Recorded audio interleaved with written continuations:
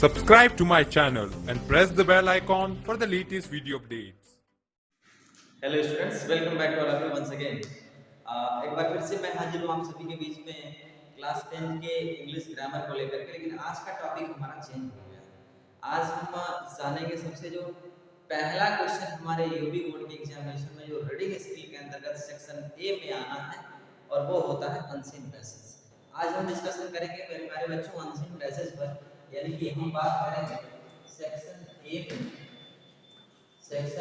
में unseen passage के बारे में। अनसीन पैसेज क्या होता है? बहुत सारे बच्चे इस प्रश्न को देख के खुश भी हो जाते हैं, लेकिन जल्दबाजी में गलती भी कर जाते हैं। ये सोचते हैं कि पैसेज से आंसर देना है तो किसी भी तरह से दे लेंगे, और ये हो जाता है उनकी गलती। तो देखिए अनसीन पैसेज सबसे पहला क्वेश्चन हमारे यूपी बोर्ड के एग्जाम में पूछा जाना है। सेक्शन ए की बात कर रहे हैं। सेक्शन सी पे हम इसके पहले कई बार डिस्कशन कर चुके हैं, पिछले 3-4 मॉडल पेपर आपके बीच में जा चुका है। सेक्शन ए की बात करेंगे अनसीन पैसेज। आज का हमारा पैसेज मॉडल पेपर से ही सिलेक्टेड किया हुआ एक इंपॉर्टेंट पैसेज होगा, उसको हम पहले आपको एक्सप्लेन करेंगे, फिर उनसे कौन-कौन से प्रश्न बन सकते हैं। आपसे 10 नंबर के क्वेश्चन अनसीन पैसेज से आते हैं। बहुत ही इंपॉर्टेंट टॉपिक है। सबसे जरूरी बात ये है कि ये जो अनसीन पैसेज है ये केवल अनसीन के रूप में आपके बुक से भी पैसेज आने हैं। प्रोज यानी कि जो फर्स्ट फ्लाइट बुक है उससे किसी चैप्टर से कोई पैसेज आएगा और उससे आपको क्वेश्चन का आंसर देना है।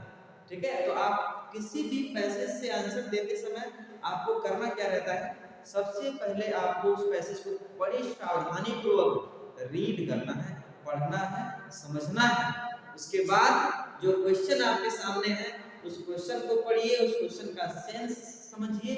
उसके बाद आप उस क्वेश्चन के अकॉर्डिंग पैसेज में आंसर ढूंढिए। होता ज्यादातर ये होता है कि जो पार्ट आपको क्वेश्चन में दिखता है वो पार्ट आप पैसेज में ढूंढते हैं, और फिर उधर से ज्यादातर बच्चे full stop to full stop लिख करके अपना पल्ला झाड़ लेते हैं, और आप पूरी तरह से उस तरह से नंबर नहीं पा पाते जैसा नंबर आपको मिलना चाहिए। 3 मार्क का है, आप संतोषजनक नंबर 1 या 2 या 1.5 ऐसे नंबर पाते हैं। सही जवाब देने के लिए आपको you have to answer according to question from the given passage. दिए गए पैसेज से क्वेश्चन के अकॉर्डिंग आपको आंसर देना है। तो चलिए शुरू करते हैं पैसेज। अब आप सोच रहे हैं कि सर पैसेज कैसे बताएंगे? तो पैसेज आपके स्क्रीन पर दिख रहा है, अब तो दिख रहा होगा बिल्कुल। तो पैसेज आपके स्क्रीन पर है, और ये जो पैसेज है उसको हम समझा दे रहे हैं आपको कि कैसे उसको आपको समझना है और उसका आंसर कैसे देना है। तो चलिए शुरू करते हैं, स्टार्ट करते हैं। Most bats are active only at night. They come out at night to find food. For centuries, men who studied bats wondered how they found their way in the dark. How could a bat with no light able to find a flying insect and catch it in flight? Many people used to think that bats had unusually keen eyesight and could be seen by light which is too faint for human eyes to detect. Scientists now know that a bat's ability to navigate depends not on its eyes but on its ears and vocal organs. In 1780s, an Italian zoologist did an experiment. He blundered some bats and released them into a room crisscrossed with silk thread. The bats flew through the maze without touching the threads. When he plugged their ears, they became entangled in the threads. He felt that bats use their ears rather than their eyes to find their way in the dark. In 1920, a scientist suggested that bats send out signals that are beyond the range of human hearing. Such sounds are called ultrasonic. In 1941, the two other scientists decided to use a new electronic instrument that detected ultrasonic sounds in an experiment with bats. The machine showed that the bats were uttering high-pitched cries and that they were constantly squawking as they flew through a maze of wires that had been set up in the dark. When they tapped the The bat's mouth shut. The animals blundered badly. A bat sends out signals, a high-pitched squeak that bounces off anything in its path. A sound comes back or is reflected. It is an echo. The bat uses echoes to locate things in the dark. Scientists call this echolocation, and it is like our system of radar.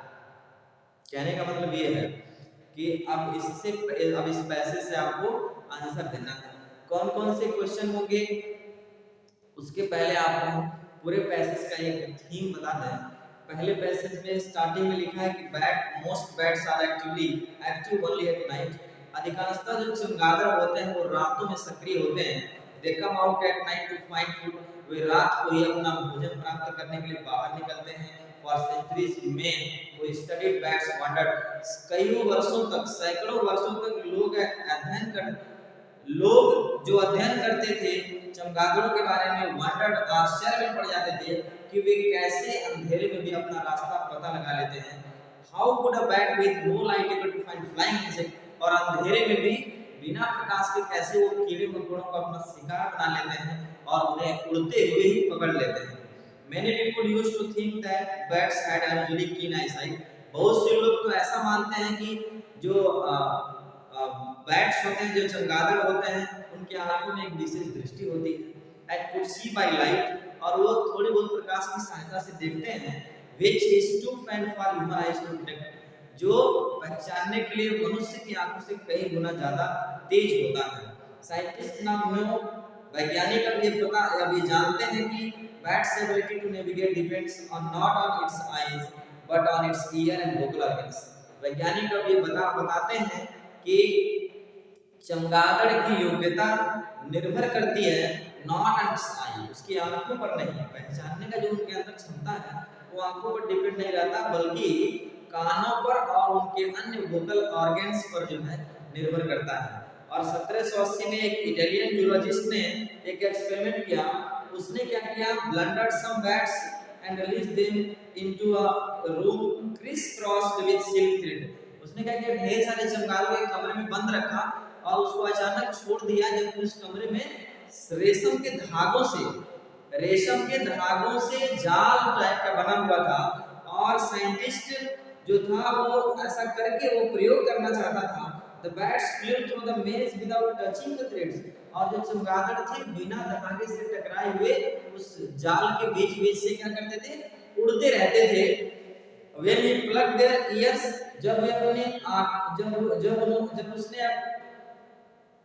When he plucked their ears, they become entangled in the dark in the threads. और जब वे उसके कानों को plug कर दिए, अर्थात तो कह सकते हैं क्षतिग्रस्त कर दिए, तो वे उस धागे में उलझ गए। He felt that, उसने महसूस किया कि bats use their ears rather than their eyes. जो बैट्स होते हैं, जो चमगादड़ आंखों से कहीं ज्यादा अपने कानों का प्रयोग करते हैं अंधेरे में भी रास्ता जानने के लिए। 1920 में एक वैज्ञानिक ने सुझाया कि चमगादड़ एक विशेष प्रकार के संकेत सिग्नल भेजते हैं और वो मानव के जो हियरिंग होता है, जो मानव के सुनने का जो तरंगों का आवृत्ति होता है, अर्थात 20 साइकिल से 20,000 साइकिल के बीच में उसके इतर होता है, उसके बाहर की तरंगें होती हैं। Such sounds are called ultrasonic. ऐसे तरंगों को अल्ट्रासोनिक कहते हैं, पराश्रव्य तरंगे कहते हैं। और 1941 में दो अन्य वैज्ञानिकों ने भी ये निर्णय लिया तो use a new electronic instrument, एक नया इलेक्ट्रॉनिक उपकरण प्रयोग करने का, क्या करने के लिए, दैट डिटेक्ट, जो पहचान सकता था अल्ट्रासोनिक साउंड को in an experiment with bats. चमगादड़ों के इस प्रयोग में उसको पहचान सकने के लिए एक इंस्ट्रूमेंट डेवलप किया। मशीन ने दिखाया कि बैट्स वर अटरिंग हाई पिच्ड क्राइज, जो बैट्स होते हैं वो प्रेषित करते हैं हाई पिच अर्थात अत्यधिक तारत्व वाली तरंगों को, एंड दे वर कॉन्स्टेंटली स्क्वेकिंग, और वे लगातार जो है उसको स्क्वेक करते हैं, एक आवाज निकालते हैं, as they flew through a maze of fire, जब वे तारों के बीच से उड़ते हैं। That had been set up in the dark, जो कि सेटअप पाया गया है इन द डार्क, मतलब अंधेरे में, जिसको जो वायर लगाए गए थे उनको।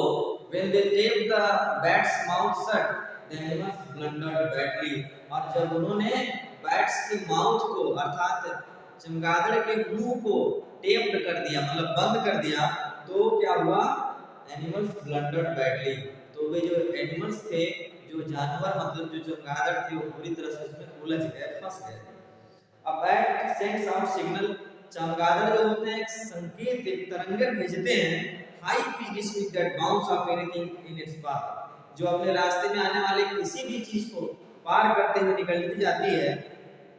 अ साउंड कम्स बैक, और जो आवाज टकरा के वापस आती है, आर इट इज रिफ्लेक्टेड, या टकरा के रिफ्लेक्ट होकर आती है, इट इज एन इको, उसे हम इको कहते हैं। The bat uses echo to locate things in the dark, और जो बैट होते हैं, चमगादड़ जो होते हैं, वो इन्हीं इको का प्रयोग करके अंधेरे में भी चीजों को लोकेट करते हैं, उनकी स्थिति का सही सही पता लगा लेते हैं।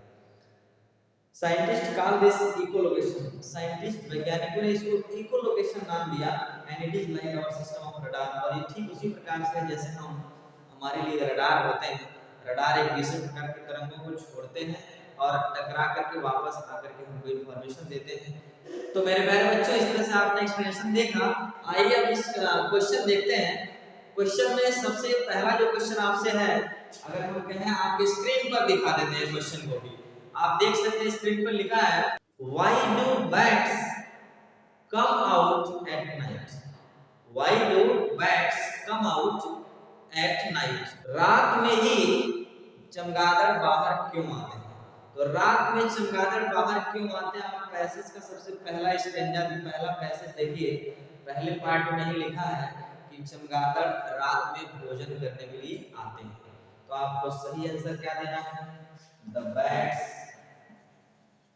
bats come out, क्योंकि प्रेजेंट इंडेफिनिट में आंसर देना है, डू लगा, आप प्रेजेंट में आंसर देंगे, the bats come out, चमगादड़ बाहर आते हैं, at night, रात में, क्या करने के लिए आते हैं, तो भोजन प्राप्त करने के लिए, यानी कि to find food,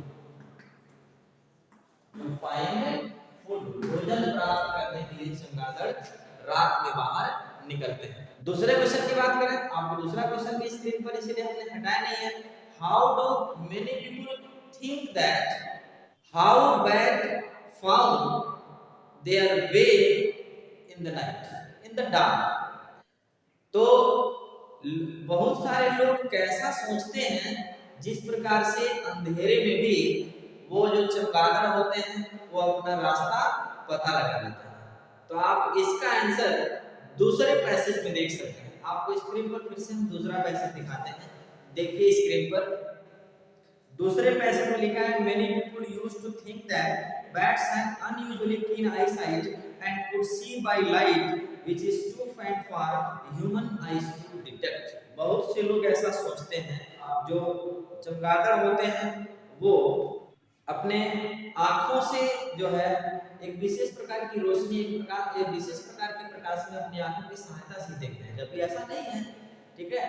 तो इसका आंसर ये है कि हम लिख सकते हैं इसका आंसर कि by the help of scientist, वैज्ञानिकों की मदद से, स्पेशली एन इटालियन जूलॉजिस्ट, तीसरे पैसेज में लिखा था, specially an Italian zoologist, many people thought that a bat's ability to navigate depends not on its eyes but on its ears and vocal organs.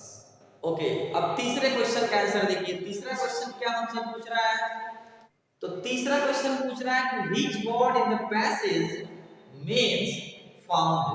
वो जो पैसेज आपके सामने screen पर दिख रहा था, उस पैसेज में कौन सा ऐसा शब्द है जिसका मतलब होता है फाउंड। फाउंड मतलब होता है स्थापित, और फाउंड मतलब पाना भी होता है।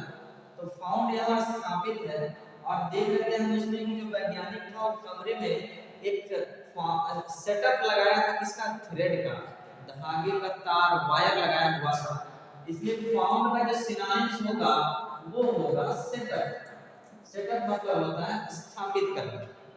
ओके, और लास्ट क्वेश्चन है जिसमें ये पूछ रहा है कि कौन सा ऐसा शब्द है पैसेज में ही जिसका मतलब ऑफ एंड ऑन होता है और उसका अपोजिट होना चाहिए, यानी of and on, of and on. Of and on का जो अपोजिट हमसे पूछ रहा है, तो अपोजिट मतलब क्या होता है, एंटोनिम्स होता है। तो ऑफ एंड ऑन का पहले मतलब समझ जाइए। ऑफ एंड ऑन का मतलब जानते क्या होता है, कभी कभार, कभी कभी। तो ऑफ एंड ऑन मतलब होता है कभी कभार, ठीक है, इरेगुलरली।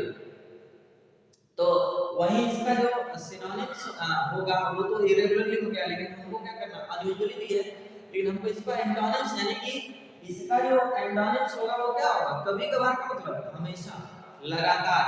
तो पैसेज पढ़ेंगे, इसमें एक ऐसा वर्ड होगा जिसका मतलब होता है कांस्टेंट, रेगुलर, नियमित, हमेशा। तो ऑलवेज हुआ, रेगुलर हुआ, कांस्टेंट हुआ, ये शब्द होंगे। लेकिन अब आपको ढूंढना है, ये क्वेश्चन हम आपके लिए छोड़ते हैं, ये क्वेश्चन हम आपके लिए छोड़ते हैं कि ऑफ एंड ऑन का अपोजिट क्या होगा, हमको कमेंट में बताइए, क्योंकि यही इस लेसन का, यही इस टॉपिक का समापन है। 4 क्वेश्चन आपसे पूछे जाएंगे, 2 क्वेश्चन आपको उसमें से फाइंड आउट करके लिखना है और 2 वोकैब बेस्ड क्वेश्चन होंगे। तो ये आंसर आपको कमेंट में बताना है। हमने इसका मतलब बता दिया, ऑफ एंड का मतलब कभी कभार। लेकिन ये ध्यान रहे कि जो वर्ड लिखेंगे वो वर्ड इस पैसेज का होना चाहिए। जो पैसेज आपको हमने भी दिखाया, उस पैसेज को फिर से बैक जाके स्क्रीनशॉट ले लीजिए, उसमें ढूंढिए कौन सा ऐसा शब्द है जिसका मीनिंग होता है हमेशा या लगातार या नियमित। ऐसे जो शब्द होंगे उस वही होगा इसका अपोजिट। ओके, तो इंतजार रहेगा आपके जवाब का। उम्मीद है आपको ये पैसेज समझ में आया होगा।